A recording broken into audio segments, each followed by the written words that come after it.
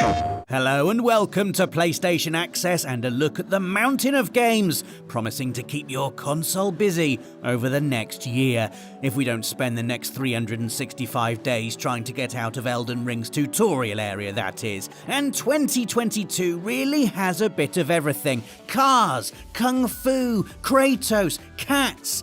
Not all at once, that would be overwhelmingly powerful, but spread out across our top picks for the year. So here are 20 PS5 games you absolutely must play in 2022 and beyond. Is any game more anticipated than Elden Ring? One glimpse of a fuzzy JPEG sends the internet into rapturous convulsions. Having now played it ourselves, we can see why. It's everything you love about From Software writ large. Dragons, possessed kings, fractured rings, ancient keeps and mystic knights, all spun from the pen of word wizard George R.R. Martin and spread over a vast open world. It's not just Dark Souls on a horse, but a huge canvas for Hidetaka Miyazaki to fill with giants, beasties, nooks and crannies, and boss fights with health bars almost too long for your TV. Those too scared to go alone can ride Torrent the horse and summon packs of spectral wolves or jellyfish, while braver souls dig into weapon infusions to improve their odds. It's a delicious balance of Dark Souls depth and difficulty with a more wide-eyed adventure that calls to people scared away by Miyazaki's previous adventures. I think we all know what we'll be playing come February 25th, so don't act surprised when I come summoning you for help. 2022 is going to be the year of Ragnarok. The game, not the actual apocalypse, that would obviously be terrible. No, this is the fun Ragnarok, the one where Kratos gets pulled across an icy Midgard by a pack of the goodest boys, and we get to explore all of the 9 realms teased in the previous game. Oh, and go head to head with the god of thunder himself, Thor. He's one of many mythical megastars joining the fray in this sequel. We'll also see Tyr, who's the Norse god of war. Yikes, that could get a bit awkward. What really excites us is getting answers to our biggest questions about Kratos and Atreus. How will they come to terms with the shocking reveal at the end of the first game? How will Atreus' powers develop? And will Kratos stop calling him boy and start shouting teen? Whatever the answers, we know we'll have a great time finding out in 2022. While Kratos is preparing for a cold snap, Aloy is reaching for the factor 50 as she heads for the sunnier climes of San Francisco in Horizon Forbidden West. It's got everything you want from a holiday. Beautiful sandy beaches, underwater reefs to explore with a handy diving mask, not to mention all the jungle heights you can clamber about thanks to new free-form climbing. Okay, so new machines mean this isn't exactly a holiday. It's hard to whip out your beach towel when there's a battle mammoth stomping on everyone's sand castles. The Tremor Tusk is one of many machines bringing down San Fran's TripAdvisor rating. You'll also battle raptor-like claw striders and pterodactyl-esque sunwings. Good thing that Aloy is packing upgradable weapons, more melee moves, and Valor surges that let you charge up powerful moves in exchange for skillful kills. I've watched Aloy supercharging her spear so many times it's actually burnt into my monitor at this point, and you can try it for yourself when Horizon Forbidden West arrives on PS4 and PS5 on the 18th of February. Oxenfree 2 Lost Signals puts the rad in radio. It's a game all about using an old-timey radio to tune into messages from the Ghost Realm. And no, I'm not talking about that 70s music station your dad likes. It's a sequel to the 2016 Bone Chiller, which saw a group of partying teens dial into some seriously bad vibes. This new tale unfolds on the nearby island of Kamina, where 30-something hero Riley Poverly is battling a cult who are attempting to lure ghosts using the radio rifts. Luckily, when it comes to transmitters, Riley is a dab hand. Yes, that is a digital radio joke, as she manipulates holes in time to solve puzzles and takes on side missions to earn new allies. Developers Night School say it's bigger and more free roaming, so why not play the original to get on its frequency before this releases later in 2022. The PlayStation Access Office Manager refuses to let me install a giant countdown to Final Fantasy XVI clock, so until planning permission is accepted, I'll distract myself with Stranger of Paradise Final Fantasy Origin. This couldn't be further from 16 if it tried. It's literally set before Final Fantasy 1, and it's a reflex-driven action game. If you think the monsters are going to politely wait for you to pick an option from a menu, then let me introduce you to the game over screen. No, this is the stern stuff I expect from the creators of Neo, only married to classic Final Fantasy ideas, such as a job system to decide your hero's skill set. Fans of split-second deflections and monster-splitting executions will eat it up, but if you just want to pet a Moogle, maybe sit this one out. I, however, will be wading in when Stranger of Paradise Final Fantasy Origin arrives on the 18th of March. If your last martial arts lesson was with a singing onion in Parappa the Rapper, then you are in for a wake-up call in Sifu. This is a blistering kung fu spectacle from the makers of 2017's Absolver. Bad news first, your family has been murdered by 5 assassins. Yes, it sucks. But the good news is you're a budding student of Pak Mei, a vicious kung fu style that's all about putting people on the ground ASAP. Less crouching tiger, more very noisy tiger. I'll work on that one. The team paired up with the real Pak Mei master to nail the animations and that feel of decking goons. But the really clever bit is how it handles failure. Get defeated and you age. An older Sifu can master more moves, but can take fewer hits. Can you seek revenge before hitting your expiry date? Find out on the 8th of February. Little Devil Inside was kick-started 6 years ago, but every fresh glimpse of it provides a booster shot of anticipation. Swordsman Billy is hired by paranormal investigators to embark on a huge quest that potters across a gorgeous tilt-shifted world map before zooming into an equally gorgeous 3D world for real-time combat, exploration and puzzling. It really does appear to be all games at once. You get to stick critters with pointy things, creep into a spooky mansion, go fishing on the high seas, lead a stubborn mule up a mountain, cook some survival grub, fight whatever the hell this is. You even get to honk your car horn at sheep, which is right at the top of my bucket list. Actually, no, playing Little Devil Inside is at the top of the list, and I look forward to ticking it off in 2022. Confession, I would not survive 5 minutes in the viral outbreak of Dying Light 2 Stay Human. Jumping across rooftops with mad parkour skills. More like parkouring from the couch to the front door when the pizza delivery arrives. Alas, pizzas are long gone in Vildor, and by the time Dying Light 2 kicks off, this European metropolis has reverted to the Dark Ages. Rival factions fight over rooftops, while infected mutants roam the streets. Just like my favourite pizza crust, society is well and truly stuffed. Into this steps Aidan Caldwell, or rather, in leaps Aidan Caldwell. Parkour is an even bigger part of the sequel, with acrobatic combat moves and a new glider making the sky your domain. And when you do return to Earth, the choices you make can reshape the entire city. I wonder if any involve building pizza ovens. We'll get the answers when Dying Light 2 Stay Human releases on the 4th of February. Trek to Yomi is what you'd get if you stuck Limbo and Ghost of Tsushima into a blender, which we wouldn't recommend. Jin's sword would wreck the blades. Dropped into a monochrome 2D world, swordsman Hiroki swears to defend his village in this life and the next. It's the stuff of classic samurai films, and the game draws on their cinematography and visual filters to really capture the sense of battling through a celluloid universe, as gazers of blood spray out in stark silhouette and stoic swordsmen eye each other across flaming ruins. It's clear this 2022 adventure has nailed the style with samurai perfection.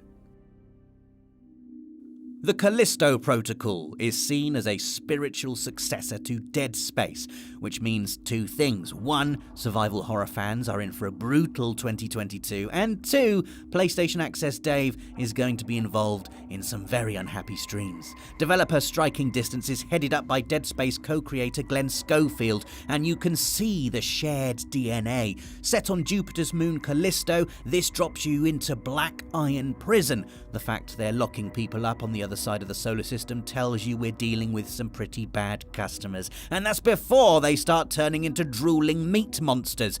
We love the idea of your prison neck implant acting as a health meter, a nod to Dead Space's classic in-world HUD. But the really intriguing part is that this is a part of the PUBG universe. Will we be thwacking mutant horrors with frying pans? We'll be practicing our swing just in case. Forspoken from Luminous Productions is a classic story of being careful what you wish for. One second, Frey Holland is complaining about her drab New York life. The next, she's slicing up demons with a fiery blade in the world of Athia. Wait, what am I talking about? There's no downside to this wish. This is clearly an awesome outcome. I mean, look at it! Square Enix's Luminous game engine is pumping out the kind of fantasy landscape that would have given older hardware a tummy ache. And you get to navigate that splendor with magical parkour. No scuffed trainers here, just grappling hooks made of pure energy and the ability to cross cities in a single bound. Hear that sound? That's Assassin's Creed's Ezio grinding his teeth with jealousy. Factor in elemental magic attacks and a bangle that screams legendary hero. I mean, literally, the bangle can talk. And Forspoken's release on May the 24th can't come soon enough. A Plague Tale: Innocence burst out of nowhere in 2019 like a swarm of rats gnawing their way out of a horse carcass. And if that makes you feel queasy, then maybe A Plague Tale isn't for you. It's a third-person action-adventure about a brother and sister and the legions of rats that scurry between them and freedom. The sequel, Requiem, picks up their story sometime after the revelations at the end of the first game. We won't spoil them, but let's just say it hinted at some interesting rodent powers that could prove useful here. Amicia and Hugo look older, and she's sporting a crossbow. Is she going to take the fight to the Inquisition? The shot of Hugo by himself also makes us wonder if the duo will split up. Although, whenever that happened in the first game, it always resulted in him being eaten alive. Time will tell if he's more rat-resistant now.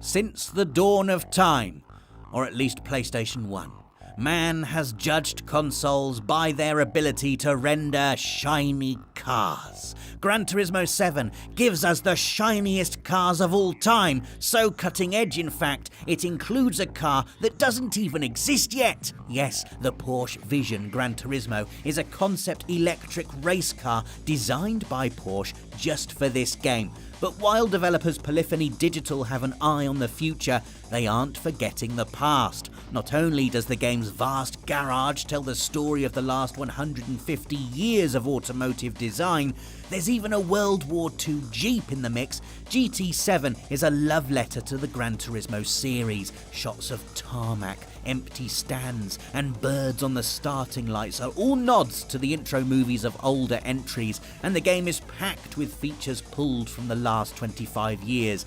That includes the used car dealership.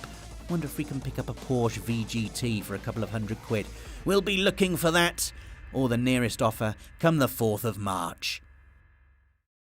The advantage of Ghostwire Tokyo being a first-person spooker is that you aren't constantly freaking out that your hero has a giant disintegrating hole in the middle of his face. That would definitely be the straw that broke this camel's back, mainly because the camel is already having to deal with headless high school students and the Slenderman-looking fellas who can deflect attacks with their magical brollies. If you hadn't already caught on, Ghostwire Tokyo is a lot. A fog cloud has vanished the city's population, leaving heaps of ghosts yanked from Japanese tradition and urban legend. This isn't just the girl who pops out of the TV in Ring. This is a full satellite TV package of them. Thankfully, you can fight back with hand gestures that summon elemental magics, but even so, I need this stress like I need a hole in the head. Alright, yes, I've already got one. Ah, the Lord of the Rings Gollum must resist temptation to make terrible precious joke. Oh, yes, I think I can hold on to my inner Smeagol long enough to do that. And that's something you'll wrestle with in this stealth adventure too, as Gollum's inner voices battle it out whenever you make big decisions in the story. If you're a paid-up member of the Tolkien fan club like I am, the appeal isn't just getting into Gollum's head, but seeing Middle-earth through his eyes and witnessing events outside of the traditional epic tale. Taking the books as inspiration, you'll slink, lie and cheat your way from the slave pits of the Dark Tower to visiting the Elves of Mirkwood, complete with cameos from Gandalf and Thranduil, aka Legolas's dad. Fan service aside, I love the idea of Metal Gear Smeagol. Oh, he wants it now. Oh, sorry, I've done it again, haven't I?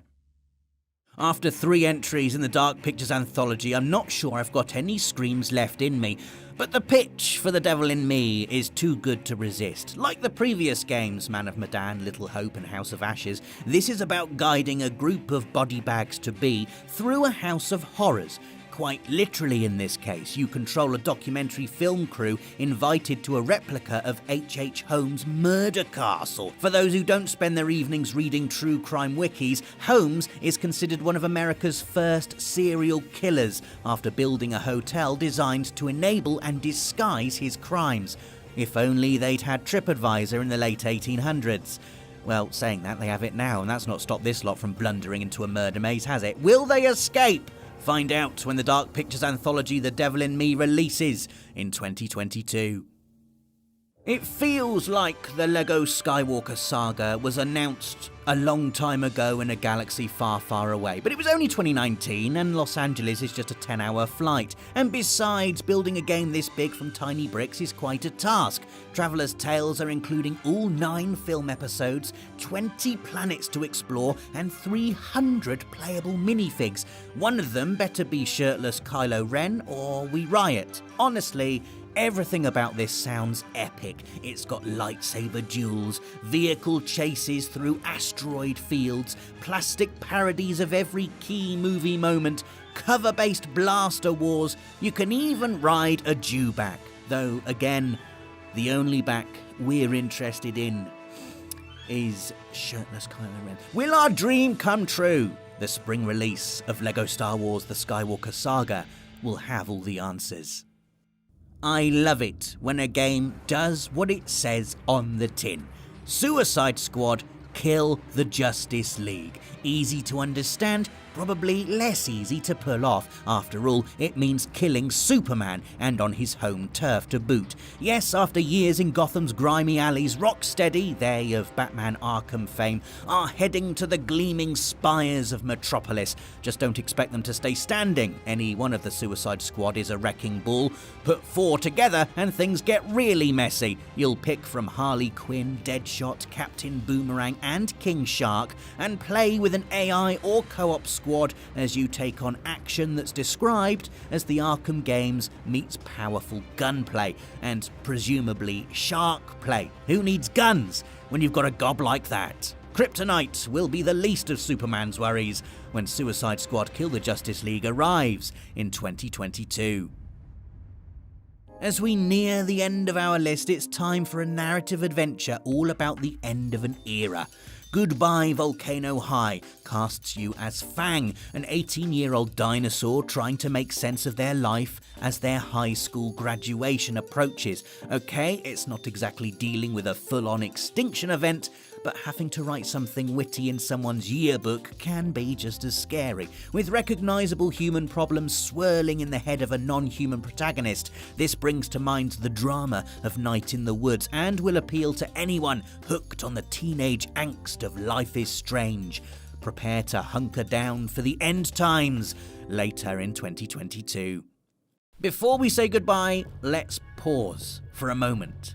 No, wait, let's have a moment with pause. Stray drops an adorable puss into a city of robots. It's not quite a platformer. Developers Blue 12 say cats are too graceful to need our help in that department, but it does involve a lot of exploration as you try to find a way home and learn the secrets of this strange cyber society. Luckily, you've got a drone in your backpack to help with translation, and it'll also hack machines, very important for keeping all of your 9 lives when swarms of icky Zerks turn up.